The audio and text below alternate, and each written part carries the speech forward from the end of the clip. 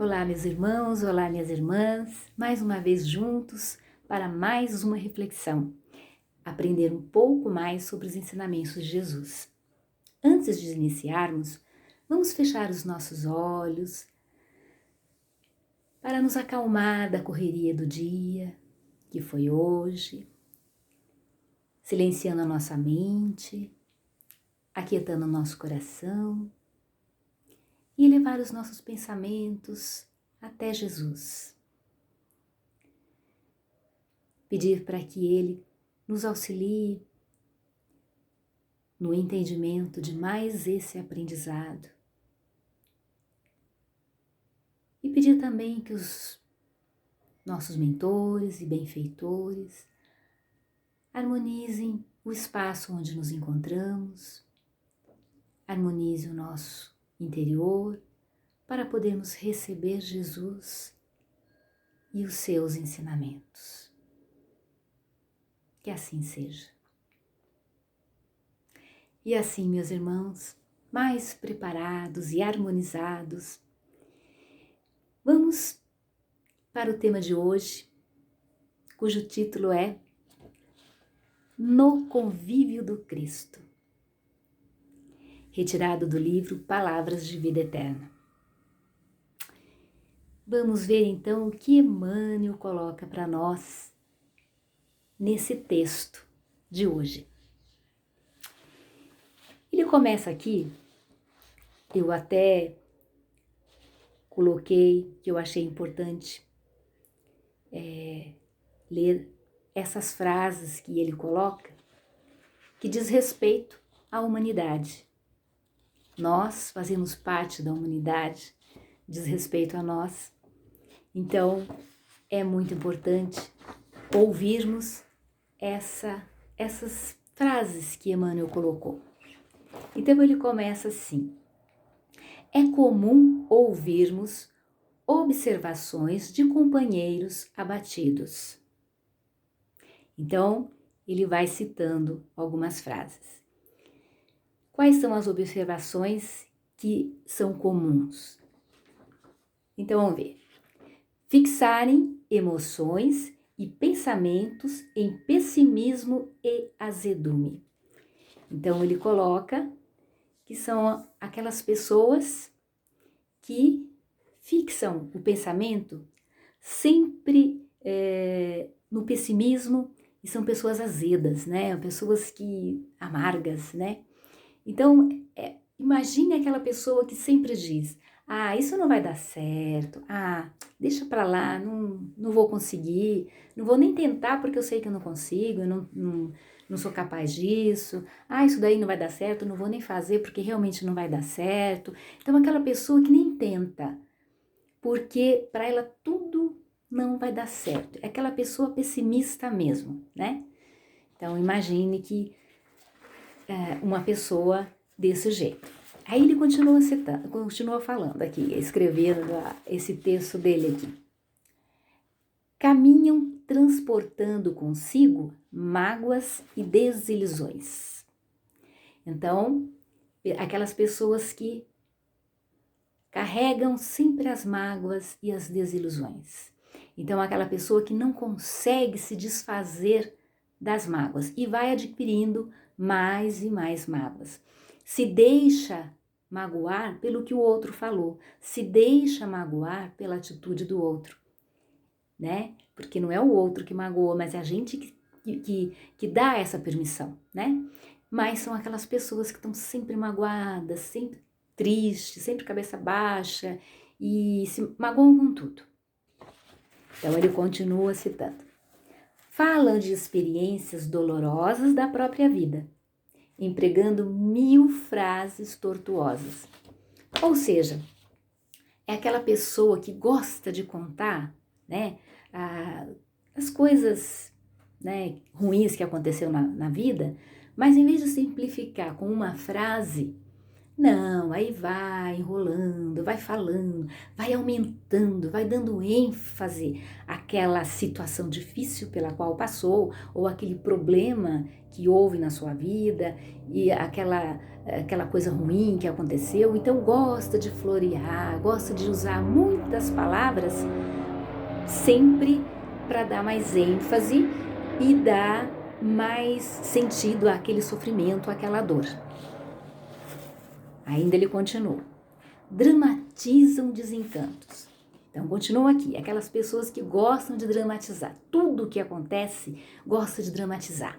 Então, se viu uma situação na rua, por exemplo, vai contar para outra pessoa, aí vai e dramatiza mais e fala como se estivesse comentando em câmera lenta aquele drama, aquela tragédia, para que a pessoa receba aquilo com mais sofrimento ao ouvir, né? Aquela pessoa que gosta de dramatizar as coisas que acontecem, mesmo que não sejam tão dramáticas assim, mas gosta de dramatizar.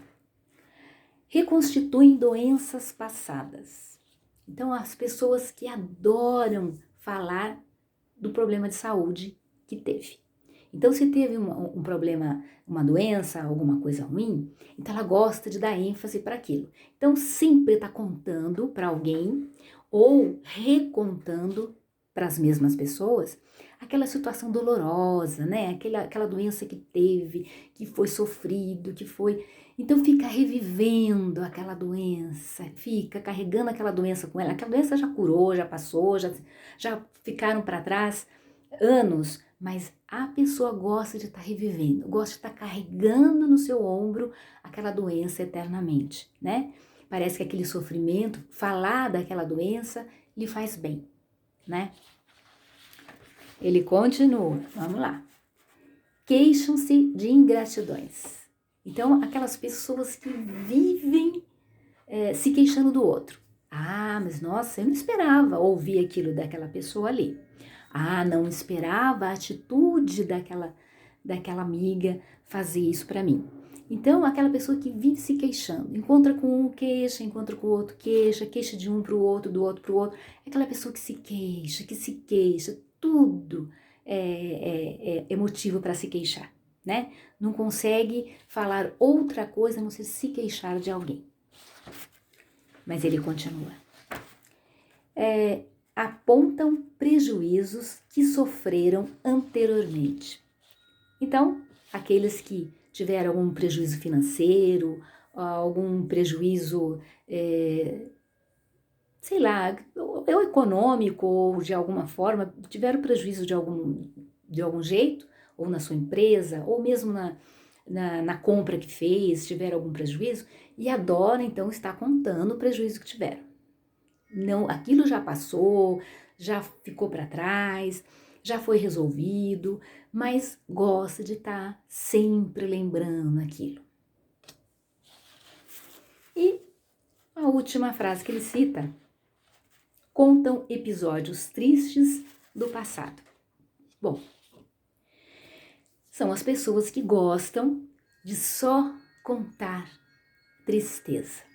É aquela que encontra com os amigos e ao invés de estar feliz e falar de coisas boas, de algum momento feliz que passou na sua vida, alguma alegria que teve na família, alguma alegria que teve numa viagem, enfim, não, prefere falar dos episódios tristes. Então, aquela tristeza que houve na sua família, aquela tristeza por ter visto um fato ruim acontecer, então gosta de falar só de tristeza. Então, resumindo o que Emmanuel coloca aqui, a pessoa, em todos esses tópicos aqui que eu li, é aquela pessoa realmente pessimista, que não acredita em nada e que adora se fazer de vítima até, exaltando a sua doença, exaltando a negatividade, para que os outros até tenham um pouquinho de compaixão, assim, sei lá, né, passa a mão na cabeça, mas são aquelas pessoas negativas, aquelas pessoas pesadas, porque estão carregando aquele fardo de negatividade. E imagina o que essas pessoas atraem, né? Atraem a espiritualidade, né? Que está também nessa situação de negatividade, então acaba unindo a ela, tornando esse peso ainda maior. Então, é aquela pessoa que guarda, na forma que Emmanuel colocou aqui, dá para perceber bem, que vai guardando mágoas, vai guardando a doença que teve, mesmo que tudo já tenha sido resolvido, mas vai guardando e continue, tá sempre, sempre lembrando. Aquela pessoa que gosta de falar de coisas ruins. Então, quando a gente se depara com essa situação, a gente pega mais uma frase de Emmanuel que ele coloca assim: com isso, envenenam a vida e não percebem que o Evangelho é luz e renovação. Então são aquelas pessoas tão negativas que não acreditam em nada, que elas envenenam a própria vida. Quer dizer, se elas tiveram uma doença no passado, mas de tanto falar e relembrar, vão ter novas doenças, né? Porque está atraindo isso para elas. Se elas tiveram um problema no passado, de tanto relembrar e relembrar, vão continuar atraindo problemas. Então, são pessoas que se envenenam, que acabam atrapalhando a própria vida, o próprio desenvolvimento profissional, o próprio desenvolvimento intelectual, o desenvolvimento moral e espiritual. Ela se atrapalha a sua vida como um todo. Então, e ela não consegue perceber que o Evangelho é a luz e renovação. Por quê? Quando nós lembramos do Evangelho, no Evangelho nós encontramos ali os ensinamentos de Jesus. E no decorrer do Evangelho, nós vamos encontrar os ensinamentos de Jesus, que ele explica o que precisamos fazer para poder habitar o reino de Deus, para a gente poder chegar lá. Então, o que nós precisamos fazer para poder seguir o caminho de encontro ao Pai? Então, ele fala muito de humildade, ele fala de resignação, ele fala de perdão, ele vai ensinando no decorrer do Evangelho, mostrando ali a luz da vida, mostrando ali a renovação. Porque a partir do momento que a gente lê, entende e começa a praticar, então nós já estamos renovando. E se a gente lê, a gente entende, a gente não vai ser uma pessoa com esse nível de pessimismo aqui. Porque se a gente crê em Deus, se a gente lê os ensinamentos de Jesus, vê como tem que ser, como é que a gente tem que ir em frente, que a gente tem que ir à luta, que a gente tem que ser otimista e não pessimista. Se eu acredito, eu sou otimista, eu vou tentar. E eu vou batalhar para conseguir. Então, a pessoa não consegue, uma pessoa nesse nível, que está só no meio desse pessimismo, dessa negatividade, não consegue realmente enxergar essa luz, essa renovação no Evangelho. E lá no Evangelho tem uma passagem escrito por Mateus, que é exatamente assim: vinde a mim, todos vós que estáis aflitos e sobrecarregados, que eu vos aliviarei. Tomai sobre vós o meu jugo e aprendei comigo, que sou brando e humilde de coração. Pois é suave o meu jugo e leve o meu fardo. Então, quem fez esse convite? Jesus. Jesus fez esse convite, ele faz esse convite a nós. Então, olha, vinde a mim, todos vós que estáis aflitos. Quer dizer, nós estamos aflitos por várias razões, né? a pessoa que está aflita, que passou por todas essas situações que foi citada ali em cima, em algum momento esteve realmente em aflição, precisa de alguma coisa, pede, mas tem que lembrar de agradecer e tem que lembrar do quê? De seguir Jesus. E vamos entender por que ele fala, o meu jugo é leve, porque o meu jugo é leve e o meu fardo, porque leve é meu jugo, suave é meu jugo e leve meu fardo, desculpe. Então, mas por que ele fala isso? Porque a sua assistência e a felicidade que promete aos aflitos depende de uma condição que está na lei por ele ensinada. Então, quando ele fala isso, essa promessa que ele faz, depende de uma condição que está na lei por ele ensinada.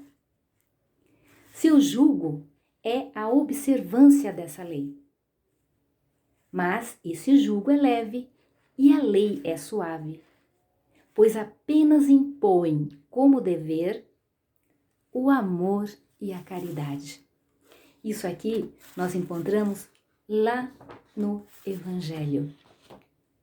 Então, essa passagem, então, que Jesus diz, né? Venha a mim, todos que estão aflitos e sobrecarregados, que eu vos aliviarei. Mas qual é a imposição disso? Né? O que ele impõe? Ele impõe como dever o amor e a caridade. Então, para a gente poder segui-lo, para a gente poder estar no convívio do Cristo, nós precisamos fazer exatamente isso, ó. Viver no amor e na caridade, seguir a lei de Deus. Não podemos fugir disso. Então, quando a gente entende e a gente procura vivenciar isso, nós estamos no convívio de Deus, no convívio do Cristo. Nós estamos com Jesus. Porque nós entendemos os seus ensinamentos e vamos trabalhar para melhorar a cada dia, não é? E aí, Emmanuel continua no texto. Pensa no melhor que te espera e busca voluntariamente o trabalho a fazer. Então, olha só. Então vamos, ao invés de ficar se lamentar aquilo que passou, vamos pensar no que ele fala? Ó, vamos pensar no melhor que te espera e busca o trabalho a fazer. Ou seja, o pessimista, ele não busca o trabalho. Ele é sempre negativo. Agora, o otimista, o que ele vai? Ele vai pensar num dia melhor. Não, amanhã vai ser um dia melhor. Eu hei de conseguir, então eu vou batalhar e eu vou conseguir. E nós não podemos esquecer, como eu disse, que no Evangelho todo, nós temos os ensinamentos, né, para isso, para podermos estar no convívio do Cristo. Então, ali nós temos o quê? A parábola dos talentos, que mostra que nós precisamos trabalhar, não importa quantos talentos nós temos. Mesmo que for apenas um talento, nós precisamos trabalhar com ele. Nós precisamos dobrar, nós precisamos fazer alguma coisa por nós mesmos. Porque quando a gente trabalha, a gente se renova. Quando a gente trabalha para nos melhorar moralmente, espiritualmente, nós estamos nos renovando. Imagina a gente batalhar para poder parar com esse pessimismo. Aos pouquinhos ir eliminando alguma coisa. Ah, vou eliminar isso que está pesando meu ombro. Vou eliminar isso que está pesando meu ombro. E no lugar, eu deixo espaço para coisas novas. Então, acontece a renovação. Aquela renovação que Emmanuel nos coloca. Que o Evangelho é luz e renovação. Porque a luz, Jesus mostra o caminho que nós temos que seguir. E a renovação é a nossa renovação, é nós seguirmos aquilo que Jesus está ali nos ensinando. É claro que nós não vamos conseguir assim num passe de mágica de um dia para o outro, pronto, estou renovada. Sou uma pessoa nova. Não, nós estamos muito apegados ainda à matéria, então a gente tem dificuldade. E nós vamos devagarinho, trabalhando as nossas dificuldades, né? Para poder melhorar, trabalhar a nossa paciência, trabalhar a nossa humildade. E vamos trabalhando dia a dia, vamos trabalhando pegando aquilo que a gente tem de dificuldade e procurar trabalhar para melhorar. Então é isso que nós precisamos fazer.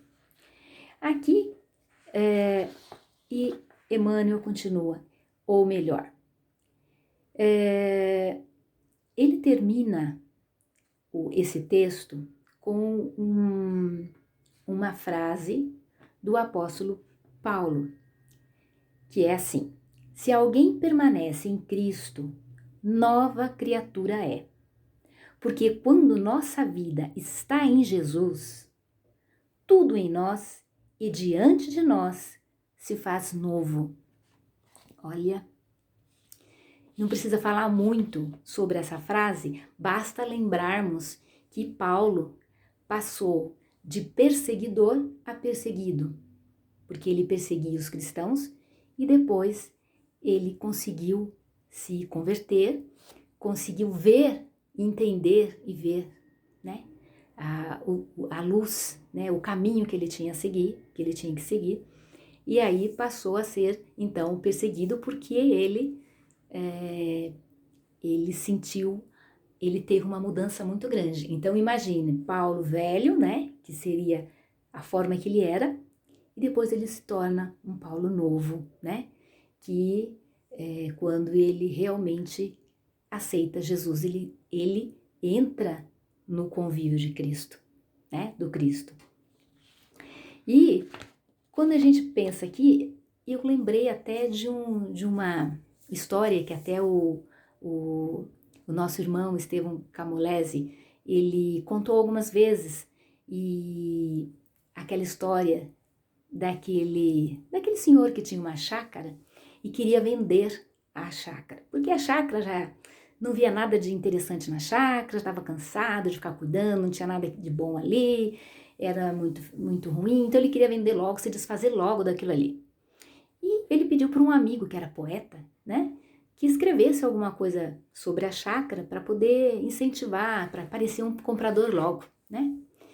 E esse amigo poeta, então, escreveu uma poesia muito bonita relacionada à chácara, né?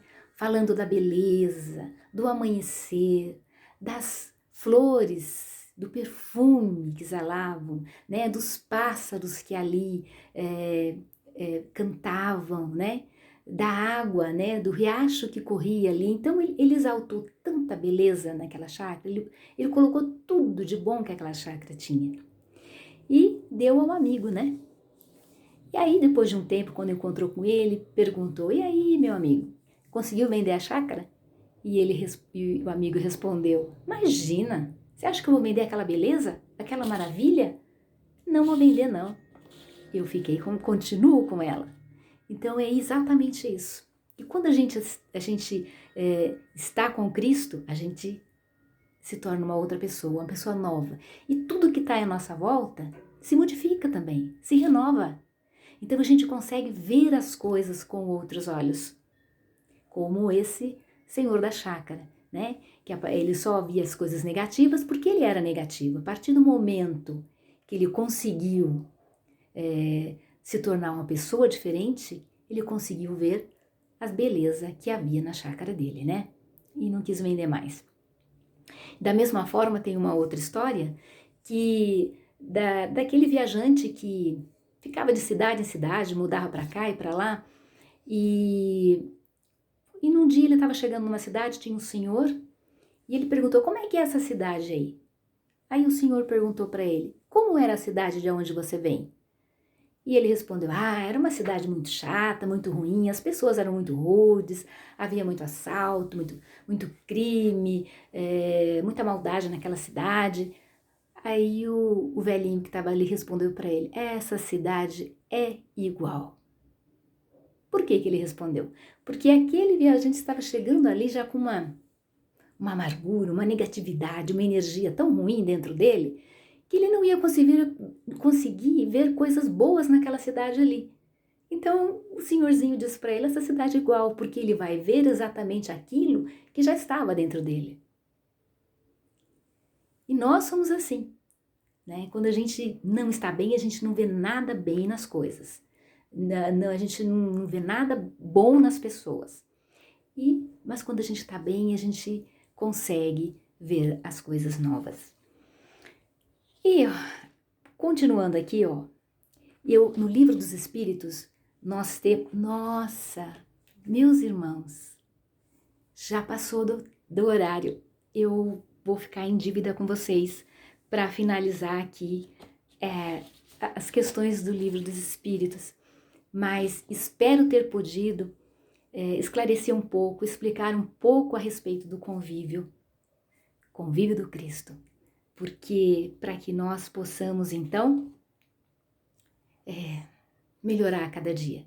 Porque o que eu queria passar aqui, que estava no Livro dos Espíritos, é que não é fácil, não é de um dia para o outro que a gente vai conseguir se libertar. Mas é trabalhando grãozinho em grãozinho, de pouquinho a pouquinho, e fazendo o que Santo Agostinho disse? Fazendo sempre uma autoavaliação. Olhar para dentro de nós mesmos. Porque tem uma bela frase ali, tanto falado ali no Livro dos Espíritos como no Evangelho, que diz: conhece-te a ti mesmo. Então nós precisamos olhar para dentro de nós e nos avaliar diariamente, procurando as nossas falhas, procurando as nossas fraquezas, para encontrarmos o que precisamos melhorar, o que precisamos de fazer para sermos melhores e ajudar ao nosso crescimento e ajudar ao próximo. E meus queridos irmãos, para finalizar, eu separei aqui do convite, desse livrinho aqui, Convite de Sheila, e eu separei um pedacinho, eu nem vou ler tudo porque já passei do horário, O Mundo, Jesus e Tu. O mundo muitas vezes te chamará ao revide. Jesus, porém, te convida à tolerância. O mundo muitas vezes te induzirá ao orgulho. Jesus, porém, te chamará à humildade. O mundo muitas vezes te insuflará o ego. Jesus, porém, te reclama a caridade. O Cristo que há em ti, porém, continua falando ao teu espírito, para que tu, ouvindo a voz da razão e do amor, abençoes o mundo e teus semelhantes, oferecendo a todos mais paz e fraternidade, agora e sempre. Meus irmãos, fiquem bem, fiquem no convívio do Cristo, para que possamos melhorar a cada dia com os ensinamentos que Ele nos oferece a todo momento.